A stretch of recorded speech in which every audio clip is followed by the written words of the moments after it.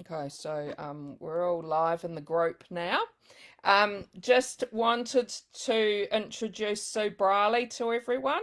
You may have heard of the movie Lion before. That's where you probably would have first heard about Sue Brierley and her son. Um, but Sue has her own book, Lioness, out, which I've been reading and really, really loved it. I saw the movie, but it has been great now to hear your side of the story as well. So that's been really, really awesome. Thank you for that. And thanks to Penguin today. If people watching ask a question during the Facebook Live, they'll have a chance to win a copy of Lioness.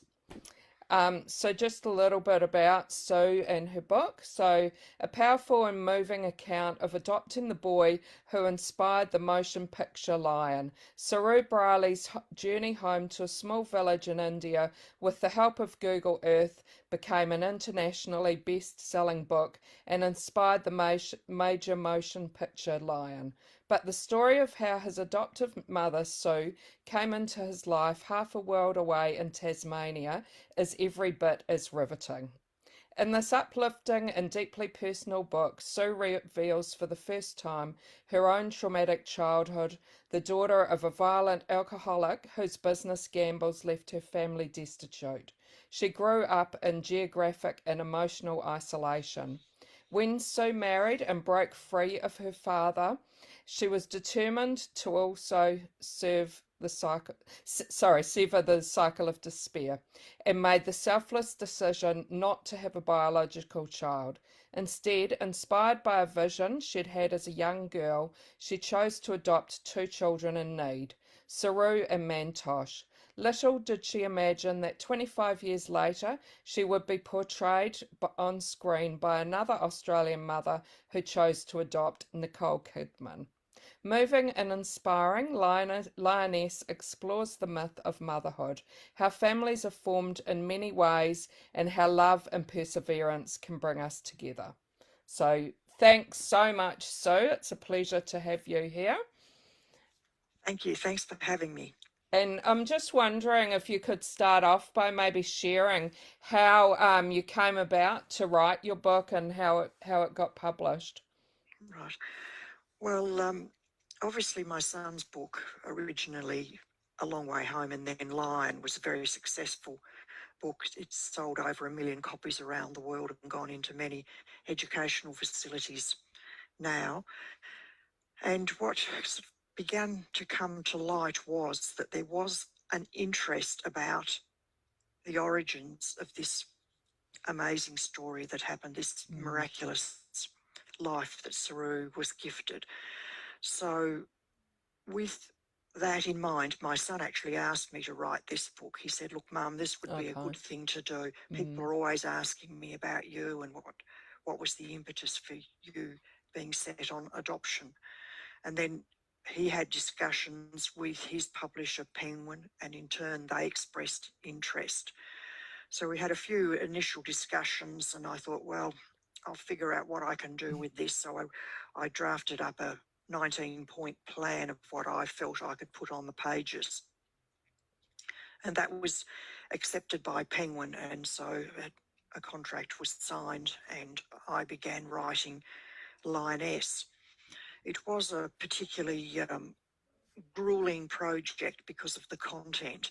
But mm, once I'd sort of made my mind up to do it, I thought, well, there's only one way. I've just got to tick off each of the 19 points and work through it. It took me 2.5 years to write. And in fact, the book, as we see now, of course, is an edited version of my manuscript, which was, in fact, quite a bit larger. But anyway, I'm quite happy with how the book has turned out, mm. and I feel it fills in all the gaps of our family story and hopefully enough to create a lot more interest in adoption and the situation in Australia regarding Mm, adoption. mm. And I was quite amazed to read like how much it had changed from when you adopted and also how different it was throughout the state. Each state has got totally different Yes, rules. I was quite amazed it's to read that. sadly that crazy situation is the same today, Mm, and it is in fact harder to adopt a child from overseas now than what it was back then when we adopted. It's very sad. mm. And are you still involved in like those agents or those groups that work with the adoption of the international? Not really, because Mm, quite frankly, in the end, it all just became too frustrating and hard, and you're dealing with departments, government departments, and mm, bureaucrats. Originally, I was heavily involved in all that and helped mm, with a lot of lobbying and work to get programs going. But after a while, you do get very tired, and it's very demeaning to be pushing and bashing your head against a brick wall, and frankly, dealing with people who I had, in the end, very little respect for. mm, mm. And had through your life, had you kept a diary? Is that how you were able to, or you just had to try go back and remember everything? No, no, I've always been a keeper of a diary. Yeah. So, of course, the first one I ever had was as a young woman. Mm, And I'm quite grateful that I had that collection of words. I really feel that it helped my process a lot. So I mm. just got all these boxes out of the cupboard and put them all into year order, because I've particularly tried to write this story in order of happening. So it made sense because I read a lot. But one thing I don't really like is a memoir that jumps all over the place in time. I feel it's disrespectful to time itself Mm, and the way a personality develops. And so I read a lot of memoirs in between writing my own. okay.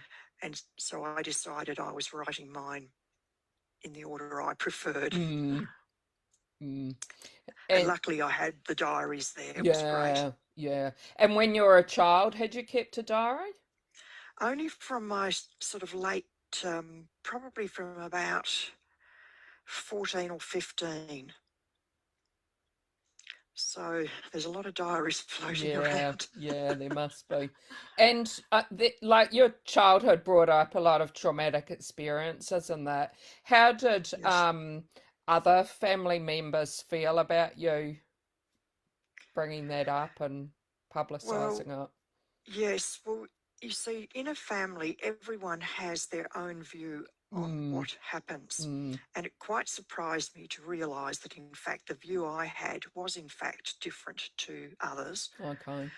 But in actual fact, overall, with my sister, my younger sister, I was quite thankful that she didn't have quite the severity of Mm, feeling about some of the issues. But then she was a couple of years younger than me, and that made a difference. So, but I really felt if I was doing this, I had to be authentic. So it ended up being rather raw. And even though somewhere along the process, the word cathartic got put into my manuscript, mm, I'm not sure that I actually wrote that, put it in there, because it wasn't. Because such a lot of that time was so difficult, it wasn't cathartic. It was something that I'd hidden away. It was, in a way, a secret. mm, And digging it all up again brought up a level of post traumatic stress for yeah. me. Mm, And I had trouble with nightmares and sleeping and through some of those more difficult chapters. mm, mm. And were you able to get some support for that? No, because I just decided, look, hey, it hasn't, I've, I'm a person who really doesn't like to use things that happen to you as an excuse for what you do tomorrow, Mm, because they have actually been and gone, and they do not affect my day now or tomorrow, and I can't change that. And that's one thing that I've particularly tried to convey in my words, it, to encourage people that have had a tough time, that it doesn't have to be the defining factor in their yeah. future. And I Mm, do fear that sometimes in the media or TV or whatever, that bad things are given to people as an excuse to behave badly themselves. Mm, And I don't agree with that. yeah. So I have had a few prickly interviews with social workers who think, Okay. Yeah. you know, you must be busted because, you have to be. And, Mm, I don't follow that line. I never have and I never will. mm. And have you found, though, that people who may have had some similar experiences after reading your book have contacted you and said that things have been brought up from reading that? Yes, well, Yeah. I think it surprised me in a couple of cases where I had letters from people who lived where I lived and Okay. grew up Mm, and were, quite shocked to realise the level of trauma that was going mm, on in that mm, house. So that was good. I guess I took that very kindly because they were kindly written messages. And in fact, probably out of all of the communications I've had, I've only had one bitter and twisted missive okay. from someone I know, actually, which Mm, shocked me that's, somewhat. But yeah, anyway, that's I sad, can live with yeah. that. Mm, mm. And like in the book, it says you made a conscious decision that you didn't want to have biological children of your own. Is that something that you'd always thought, or something happened Yes. and made you think that, or? Well, I think that was a part of my growing up. It was a part Mm, of my education. It was something that really um, confronted me deeply when I was a young woman because I grew up really not feeling valued as a mm, child. I saw no value in the fact that I was anything special. I was a child that just happened because that's what happens. If you're a good Catholic woman, children mm, just happen. mm, To me, I find that so tragic. And even more as the years go on, I feel that every child should be deeply wanted and it be a conscious decision. I know that there's, you know, difference in the way people think about that. But for me, considering my beginnings, that desire and purpose to parent is really very important to me yeah, personally. yeah. And when you told your husband that, was that something that surprised him, or he? Not really, because we were of an era where in Australia we were realising there were issues with famine, overpopulation, Mm, people doing it tough. Still was quite a bit of emotional trauma happening within families from war times. And of course, we were basically born of people that fled for their lives and yeah. were fearing for their lives. And so when I started learning about this, it affected me quite deeply. So we talked about this, and quite honestly, my heart was quite set on that. But Mm, we became attached very quickly, and with a lot of discussion, we agreed, hey, this is a good thing to do. We don't yeah. have to follow our parents' path. We can Mm, make our own mind up here. We're thinking this is a better way for us. And we never wavered from that. It mm. didn't tear us apart. I know there's often conflict with couples when one person wants a Want child, some? the other Yeah. doesn't. And it Mm, can become quite difficult and put a relationship at risk. mm, But anyway, here I am. We're mm, in our 50th year of marriage. yeah. We've survived it. Yeah.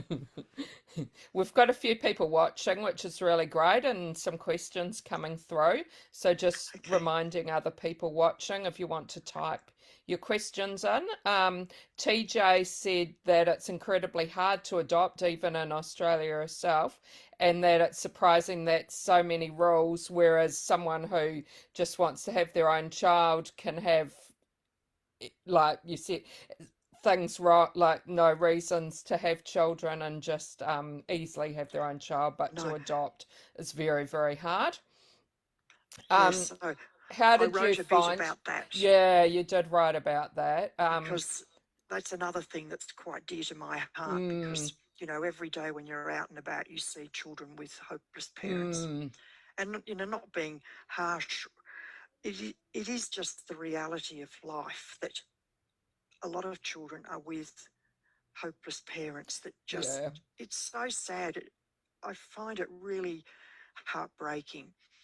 So I can relate to TJ.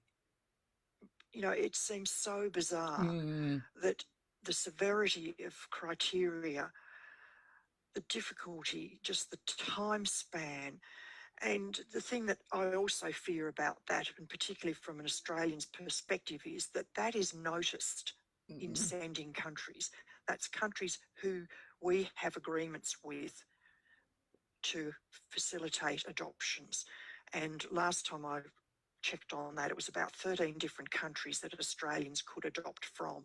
okay. But I'm thinking um, we don't look real rosy in those 13 countries' eyes Mm, because we're so nitpicking and difficult about the process okay, and come yeah. over as rather haughty and demanding. It's going to get us nowhere. Yeah. Sadly, it's the children that are missing out. Mm. So are you saying that some other countries have a lot less rules for adopting children from other They have rules yeah. for safety Mm, reasons, but I don't know that they've got anything like we have because I think ours primarily are established to stymie the process of mm, adoption and mm, make it virtually impossible. And that's evidenced by the fact that Australia has this burgeoning industry of IVF.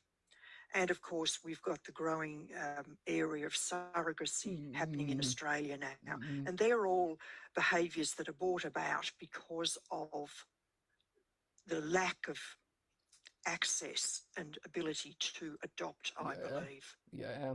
And for people who haven't read your story, could you tell us briefly like how long the process actually took you? Well, amazingly, when we applied to adopt Saru, we had him in less than 8 months in our home Yeah. because the heavens just seemed to be with us. And the Mm, process at that time was functioning very well. It was legally correct. It was still carried out according to the laws at the time and managed by a government department. But it was also supported and enabled by very active parent groups. And these parents knew the processes and protocols. They'd often adopted children themselves, and that facilitated the process and made it so much easier. And plus, it raised Australia as a country that wanted and was welcoming to children from overseas. mm, Whereas now I don't think we're viewed in that same happy way. mm, Secondly, to that is that 2 years after our first adoption, all of these processes started to fall apart, and we had very active bureaucrats who were saying there's child trafficking and, mm, you know, just all this slanderous comment was being made. And sure enough, the programs ground to a halt and it wasn't possible to even apply for many years. mm. I really don't know exactly how it is now, but I know that children are not coming to Australia in adoption to good families like they should. Yeah. Yeah. Which is really sad and It is, it's yeah. tragic. Yeah. Could you tell us a little bit about what your experience was with the movie and how much involved, like, did someone come and talk to you so they knew more about you and how involved you were in that? And then, especially like Nicole Kidman played you in the movie, were Yes, you able to talk to her beforehand so she knew what you were like? And yes. Well, it all began very soon after Saru wrote his book, A Long Way Home. mm, And soon he had a couple of approaches from filmmakers expressing interest in saying, look, this would be a great film. What would you think about that? And so in the end, he made a contract to have the film made with Seesaw, which is half Australian, half English. mm, So that company got the rights to make the movie Lion. They were financed and supported by the Weinstein Company in America. So they were the biggest filmmakers on the planet, I think, at that time. Okay. They were making, I think it was something like 300 films per year. Mm. So they certainly were right at the top of the industry. So they undertook and secured a person to write the screenplay, and that was an Australian guy, Luke Davies, Okay. and he wrote the screenplay. That was then tabled at the film festival in Cannes in France, and we didn't know anything much about the process then, but what happens is you get a screenplay, an idea for a film. It's usually taken to a festival like that, where filmmakers and actors see these on offer and decide, oh, that'll be great. I'm going to investigate that. I'd like to be involved in that. And that is, in fact, where Nicole Kidman saw Okay. the role Mm. of Sue Brierley. And straight away, she said, I want that role. Mm. It took a few months to bring that about, and eventually she secured the role. And I was very happy about that. So then the process was that she wanted to meet me. I flew to Sydney and met her. And quite frankly, she is a delightful woman. Mm. She's also an adoptive mother, Mm. and we connected very quickly and closely. And for me, that was the highlight of the process, because filmmakers generally are very focused on their task, and there's so many people involved from every facet of making a film. But I focused on the relationship there and valued the fact that she saw me as a person first and foremost, and as a resource to help her in this role. Mm. So down the track again, she had her colleague come to Tasmania and spend a few days with me to film me, interview me, record me. This was all material that she could use to practice being me. And I really respected that, because, you know, To make an effort to get to know you. that's right. Yeah. I mean, Yeah. I don't know how I would have coped if it had been an actress that I didn't connect with. Mm. Um, Mm. you know, we always, in the beginning, we had a bit of a joke here in the family. I said I wanted Nicole Kidman, and everyone laughed and said, as if, Mum. Anyway, I think I chose well, and my Yeah. wish came true. Mm. So it as a thing for a family to go through, it in a lot of ways was quite traumatic. But in the end, the film was an incredible film. Mm. And I think at the moment now it is in the top 5. It's number 5 in the top 10 Australian movies, Okay. Yeah. with Dundee still at number 1. Mm. Mm. I hope Lion keeps creeping up, Yeah. because it still gets watched a lot. Yeah, I'm sure it does. Yeah. And also with your book coming out as well, it probably had a new set of audience, I'm sure, as well. I hope so too. Yeah. Yeah. In fact, when it came onto Netflix lately, and I thought I better watch that. And so I was home alone, and I watched it all through, which was actually only the 4th time I'd watched the film beginning to end. Mm. And it's still a very tough thing to look at your life on the big screen. Yeah, that's what I was going to ask. How does it feel to be able to watch someone portraying you? It was really bizarre. Mm. But that said, I feel that Nicole did a great job. She obviously was directed to behave and act and appear in a certain way. Mm. And in some ways, I didn't fully agree with how she was directed to portray me. And she didn't either. Mm. Okay. And did make the comment on one occasion, why do I have to look so daggy? You never do. And then she did, the white cardigan and those terrible wigs. She looked very, mumsy, and Mm. it wasn't really how people knew me if they knew me, they knew I never looked like that. Okay. Even in my most dark times, Mm. when I was very broken and sad and going through a lot of trauma, no one knew. Yeah. They couldn't tell by my Yeah. appearance. Yeah. Um, could you tell us a little bit, like your book came out in November last year, is that Yeah, right? Yeah. that's right, 3rd of Yeah. November. Yeah, and like with the lockdowns we've had and not being able to travel and that, how have you found promoting your book? What sort of things have you been doing? Well, to begin with, before COVID, the schedule of marketing for Lioness was going to be a fabulous experience. I Mm, was going to do launches in every state, and I love to travel and I enjoy the experience and excitement of all of that. And then COVID hit, and in fact, we only did one interstate film event, book event, and that was at the ANU in Canberra, which I okay. really did enjoy that. Mm, But I was looking forward to that. But so that then meant I was stuck at home, sitting in front of a computer. I did, in that first month, over 70 interviews, yeah, that's a either lot. Wow. Zoom, Thailand. A few I Mm, went into the ABC studios and did. Some were phone interviews, some were, magazines or newspapers that came here. Um, so there was a little bit of personal contact there, but mm, mostly it was a virtual situation.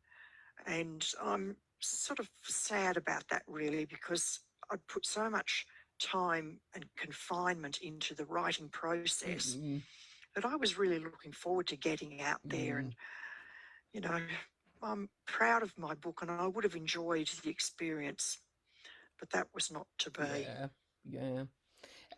Hopefully, though, being able to do this, you have been able to reach a lot more people that you might not have been able to otherwise. That's probably true, Mm, but there's nothing like a face to face yeah, experience in a lot of ways. yeah, yeah. Yeah. Kate, who's watching, wonders if you think you'll ever write anything else. No, I don't think I will. I mean, I have obviously through the process of writing my memoir, I thought, would this have been an easier process if I'd done it as fiction, just Mm, reinvented it as fiction? To be honest, at my age, I, in some ways, um, resent the fact that I lost such a lot of my life sitting in front of a computer, typing away, mostly alone. mm, Um, I love to read, and I've thought, oh, will I cook up something else? The only thing I have considered actually is something for children, okay.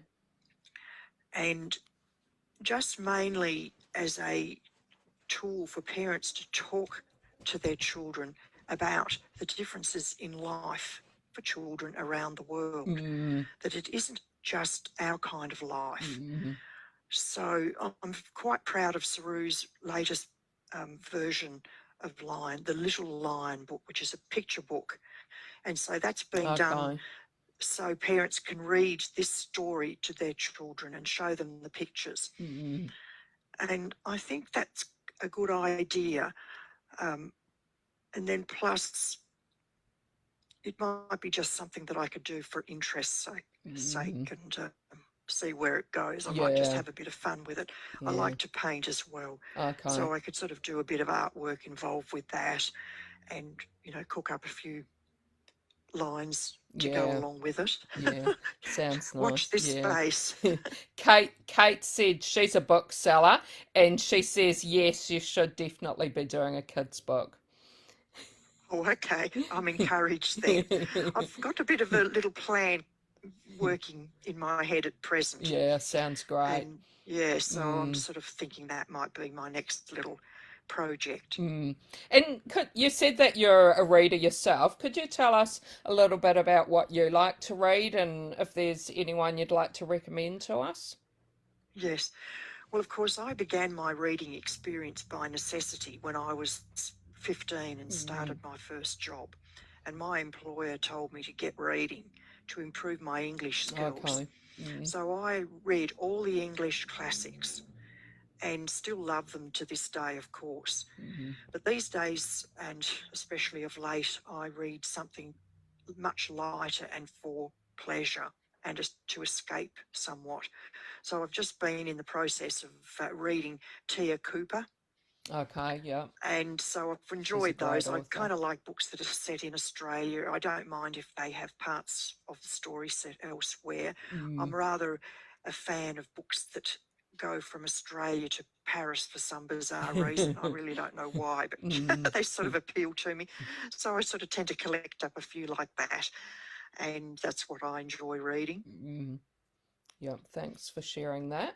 And are you able to tell us a little bit about what life is like for you now after and for Saru and Mantos as well? Well, we're living a much quieter life these Mm. days. Well, certainly so for Manny, he's working in our business and he's got a lovely partner of more than 3 years. They live together. So he's doing well. He's in reasonable health now. Mm. And so that's good. So I'm happy about that. And John sees him every day at work, and my husband's still working in our business also. And then and with Saru, he lives in Spain these Oh, in days, Spain, okay. Mm. which has quite frankly broken my heart. But Mm. Especially uh, now as well with everything yes, happening. he Yeah. lives in Madrid, Mm. which of course is really struggling with COVID. And Mm. I try not to listen to the third wave suggestions. Mm. It is quite nerve-wracking knowing that he's there, although he is coming back in a month's time to do some keynote speaking. His life is busy in a way because he still works on his book, and he's primarily a writer and a marketer of his story. So that takes a lot of his time up. But in fact, as far as his career goes, it is still Australia that has the greatest interest in his story Mm. Mm. at a personal level. So he he's working hard to develop that keynote speaking career again. Yeah. And has the contact continued with his Indian side of the family? Yes, he keeps in touch. It's not so easy these days, of course. To Mm. begin with, he was travelling there back and forth quite often, but that's not possible now. Yeah. But they're okay. His mother's okay, and Mm. his siblings are okay, and I hope they remain that way because, India has really struggled with COVID Mm. too. So Mm. it's always a worry having family all over the world because that situation, this pandemic has shown us that some members of your family can be in better places than other Exactly. on the Yeah. world. And I'm glad Yeah. I'm here in Yeah, and Tasmania. especially in Tasmania, you're in your own little bubble down there as well, aren't you? Definitely, we're in a good place. Yeah. I'm very grateful for that. Mm. Yeah. So, Well, thanks so much for talking to us today. It's been great talking to you, and hope more people get to read your book. Yeah, as I said before, I really, really enjoyed reading it and gave it a 5 out of 5. It was good oh, thank you. to know your side of the story after seeing the movie Lion. Mhm. And I'm pleased to hear that because I put a lot of effort into Mm. making the words very easy to read. I feel that Yeah, you it can certainly was sort of a get yeah. through it fairly quickly. You don't Mm. get. I'm hoping people wouldn't get bored here and there, Oh no, not even at all. even Yeah. though some of the topics were rather challenging. I Mm. hope I've put the words in a way that people can enjoy quickly and easily, Mm. and mostly consider a lot of the things deeply, because primarily I just want people to think more about how they behave as humans. Yeah, yeah. And yeah, and a very emotional journey as well, and lots, Yes, yeah, I could feel all your struggles in the book, I think, as well. yes. Mm, Thank you. mm. It's good to hear that because, Penguin are very pleased with how the book is sold, and that is really helpful to me after the process taking so long. And Mm. now they're working on having it out in the UK and the US. So they've got quite a bit of confidence in the story. So I, Yeah, I'm sure I, it will I do hope well that as it well. reaches Yeah, because the a lot movie, of people. yeah, and the movie's very well known and that as well. Yes, So yeah, yeah, I think it just brings interest to your book that people do want to know your side of the story. Yeah, well, yeah. that's good. Mm. Well, thanks then, Yep, Jackie. I'll thank leave you. you. I hope that you find some worthy recipient for the book, and Yep, yep. I'll it'll post the be. winner of the book. And thanks everyone who joined in today as well, and thanks for your questions. So bye Yep. everybody. Thanks then. Thanks, Jackie. Bye. Bye bye.